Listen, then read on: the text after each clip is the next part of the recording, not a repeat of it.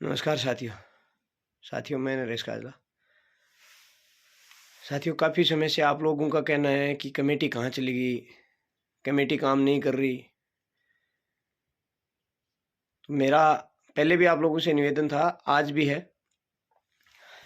मैंने पहले भी एक वीडियो में बताया कि हम लोग कमेटी में जो लोग हैं वो सारे के सारे पीड़ित हैं और लोगों की सहमति से ही समझौते के पथ पे आगे बढ़े थे।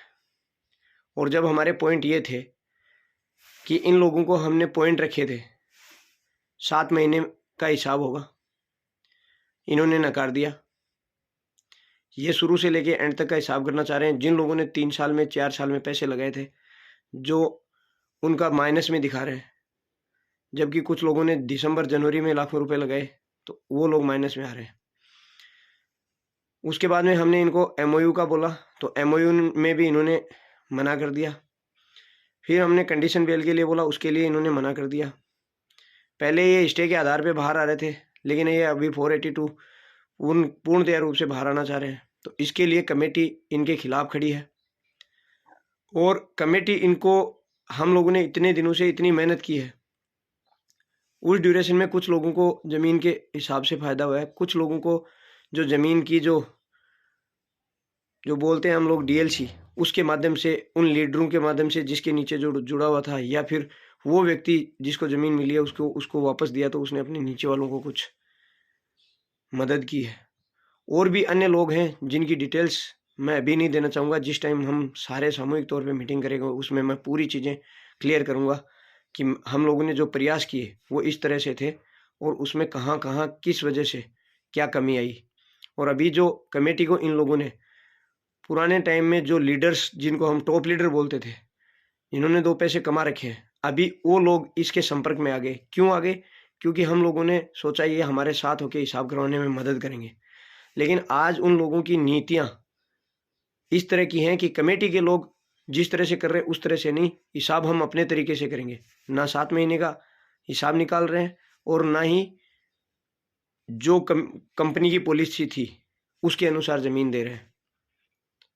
तो आज कमेटी इनके खिलाफ खड़ी है, पहले भी खड़ी थी, आज भी खड़ी है।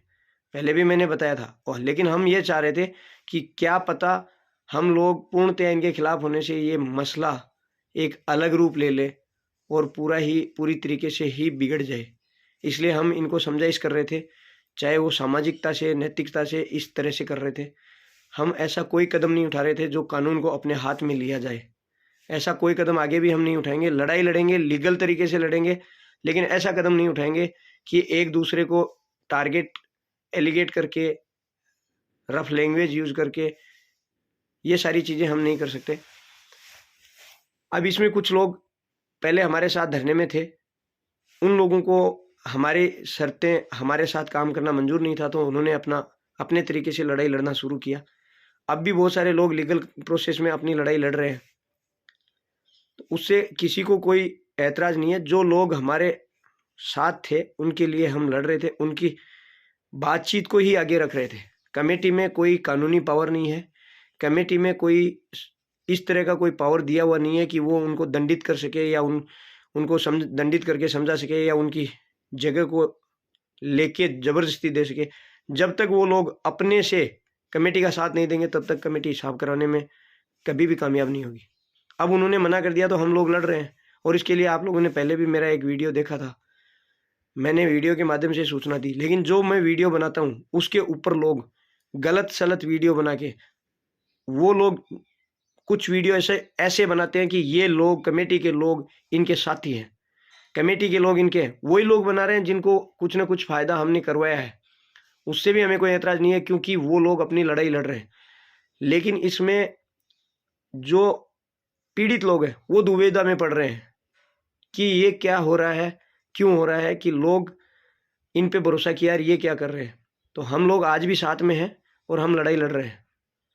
हमने इन लोगों को कुछ इंस्ट्रक्शन दिए थे कि अगर आप लोग इस पे मंजूरी देते हो और इस तरह से आप लोगों का हिसाब करते हो तो हम साथ में हैं, हम हिसाब करवाने के पक्ष में हैं। हम उनके साथ में पहले भी नहीं थे, आज भी नहीं है। निवेदन है कि हम एक जगह इकट्ठे होंगे, उस दिन मैं इनके खिलाफ जितनी भी कार्रवाई हम लोगों ने अभी तक करी है और किस तरह से करी है, कितने लोगों को बेनिफिट हुआ है, वो सारा मैं रखूँगा। हम लोग ये नहीं कहते कि हर आदमी को हम दिलाने में सक्षम रहे हैं या मदद पहुँचाने में सक्षम रहे, लेकिन कुछ परसेंट लोगों को हमने मदद पहुँचाई है। और कमेटी का एक भी व्यक्ति ऐसा नहीं है जिसके नीचे डाउनलाइन का किसी का हिसाब हुआ है। तो आज भी ईमानदारी से काम कर रही है। आप लोगों को शक सवाल जहन में उठ सकता है, क्योंकि ये सामाजिक जीवन है, ये हमारा जो जीवन है, इसमें हर तरह से हम सोचने के अधिकारी हैं। लेकिन एलिगेशन लगाने से पहले एक बार अपने अंदर झांकना कि जो लोग भाग रहे थे वो ना आपके जानकार थे, ना उन्होंने आपसे पैसा लिया था, फिर भी अपने घर परिवार को छोड़ के सबके हित को ध्यान में रख के भाग रहे थे। किसी एक भी इंडिविजुअल का नुकसान सोच के कभी नहीं भागे थे। अब अगर ये लोग नहीं मानेंगे और लोगों का हिसाब नहीं करेंगे, तो मैंने पहले भी बताया था कि हमने रूपरेखा बना रखी है। उस रूपरेखा के हिसाब से हम अपनी लड़ाई लड़ेंगे, और जिसको जो इच्छा होती है, जो व्यक्ति अपनी इच्छा से जिस तरह से लड़ाई लड़ना चाहता है, वो उसका हक है। लेकिन मैं उस व्यक्ति को जो लड़ रहा है उसको बाधित नहीं कर सकता। उसको ये नहीं बोल सकता आप ऐसा क्यों कर रहे हो। मैं अपनी लड़ाई जो लोग मेरे साथ हैं उनके हित को ध्यान में रख के ही लड़ूंगा। धन्यवाद।